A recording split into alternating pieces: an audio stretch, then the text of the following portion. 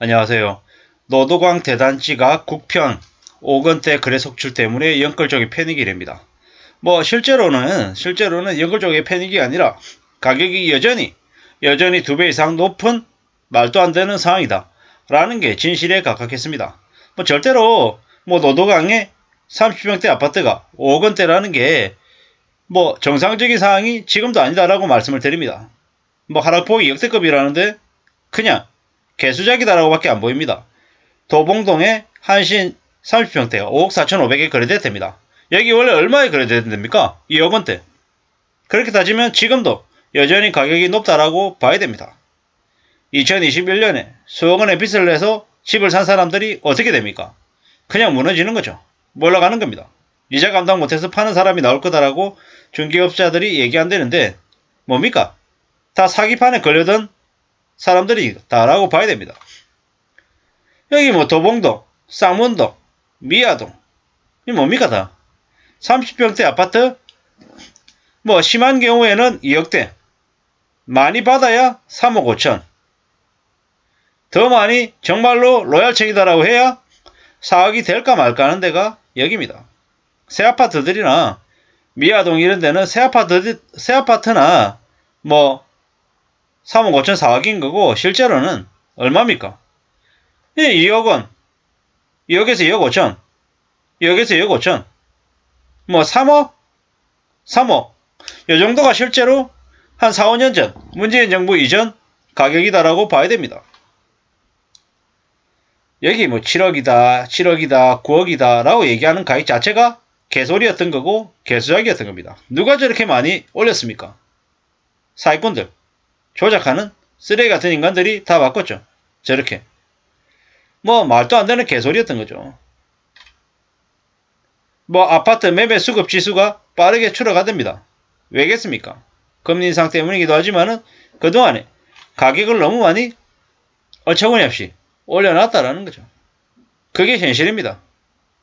저렇게 무리하게 미친 가격을 만들어 놓고 청년들에게 연끌하라고 꼬드겼습니다. 누가요?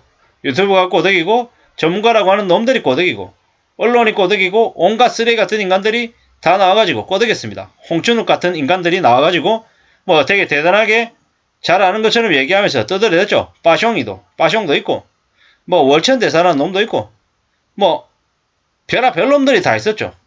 참 얼마나 많은 놈들이 뛰쳐나와가지고 사람들을 현혹시키고 유혹하고 집을 사야 된다, 주식을 해야 된다. 엄청나게 많이 떠들어댔습니다. 그런데 대한민국에 그렇게 사라고 부추기는 이들 중에서 얼마나 많은 이들이 가짜인가요? 지금도 어쩌면 주식시장에 온갖 가짜, 사기, 거래가 엄청났을 겁니다. 지금도 엄청날 겁니다. 금리가 계속 오른다. 당연한 얘기입니다. 앞으로 더 많은 충격들이 벌어질 것 같다라고 봐야 됩니다. 혼란스럽죠. 함부로 주식, 코인, 부동산 해서는 안 되는 시기가 지금입니다. 지금은 상상을 초월하는 대혼돈과 하락과 충격이 될 거다라고 봐야 될 겁니다. 아무도 믿지 말아야 됩니다. 아무도. 꽤 충격스러운 일들이 벌어진다라고 봐야 됩니다. 이제 거래량이 되게 줄었습니다. 대폭 감소했습니다. 거래가 거의 없다고 봐도 무방합니다. 왜겠습니까?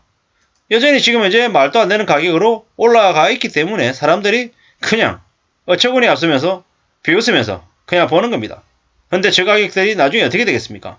노도강 기준으로 도봉동의 한신 아파트가 지금 5억 4,500에 거래가 됐다는데 저게 한 3년 지나면 어떻게 될까요? 지금이 2022년 말이잖아요. 2025년 말쯤 되면 어떻게 될까요? 여기 앞에 숫자가 5라고 되어 있는데 이게 2로 바뀔 겁니다. 2로. 도봉동 한신 아파트 2억 5천, 쌍문동 한양 아파트 2억 5천, 강북구 미아 SK 북한산 시티 3억, 강북구 미아동 삼각산 아이원 3억. 이런 날이 올 것 같나요? 안 올 것 같나요? 올 겁니다. 올 수밖에 없습니다. 왜? 사람들이 점점 더 집값 따위에 관심을 안 가지고 먹고 사는 게 더 우선되기 때문입니다. 얼마 전에 이제 푸르밀에서 전 직원들 해고시켰잖아요. 그러한 것들이 과연 푸르밀 그 하나의 기업으로 끝날까요? 아니죠. 기업들도 어렵기 때문에 계속 그와 유사한 일들을 벌일 것 같습니다. 그게 앞으로 벌어질 일입니다. 정신 바짝 차리고 더 신중하게 더 염려하면서 살아야 된다는 겁니다. 아무도 안 도와주죠. 무리하게 빚지면 어떻게 됩니까? 스스로 몰락하고 스스로 온갖 충격에 휩싸일 거다라고 봐야 됩니다. 주택구입 부담지수는 계속해서 떨어질 겁니다. 연말에 대출금리가 8%까지 오른다? 아니요, 9%까지 오른답니다. 9%, 8%가 아니고요. 그리고 내년에는요. 내년에 미국의 기준금리가 내년 2월달에 5%대를 넘기됩니다. 내년 2월달에 5%대를 넘기면 한국은 미치는 거죠. 기준금리 역전이 아무리 심하다 하더라도 1%를 넘기기 어렵습니다. 더 가까이에 다가가야 된다는 말씀을 드리는 거죠. 그러면요. 미국이 5% 초반대 가면 한국은 4% 초반대 가야 되죠. 지금 3.0이잖아요. 11월 달에 3.5 만들고 내년 1월 달에 또 0.5% 또 올려서 내년 1월 달에 한국의 기준금리가 4.0이 될 거다라는 거죠. 또 그 다음엔요. 또 0.5 올려가지고 또 4.5 만들고 계속 이제 앞으로는 한국에서는 0.5% 기준금리 인상이 그냥 일상이 되는 시기가 올 겁니다. 그렇게 되면 누가 집을 살 수 있겠습니까? 누가? 대출해서? 아닙니다. 못 삽니다. 씁쓸한 얘기지만 대한민국에 뭐 4, 5명 중에 1명이 월급이 200일입니다. 그 정도로 돈 있는 사람들이 없습니다. 자기 돈으로 살 수 있는 사람이 몇이나 됩니까? 택도 없는 소리 하지 말라는 거죠. 이런 상황에서 집값이 계속 떨어지는 건 당연한 얘기다. 이미 지금 생각보다 너무 빠른 속도로 진행되고 있다라고 봐야 되겠습니다. 앞으로 한 3, 4년 지나면 넉넉하게 4년 지나서 보면 어떤 일이 벌어질까요? 집값하고 전세값하고 역전되는 곳도 많이 발생할 겁니다. 경매는요. 경매 가격이 집값이 아니라 전세값보다 더 낮은 가격에 낙찰되는 경우도 허다할 겁니다. 아비규환이겠죠. 난리가 나겠죠.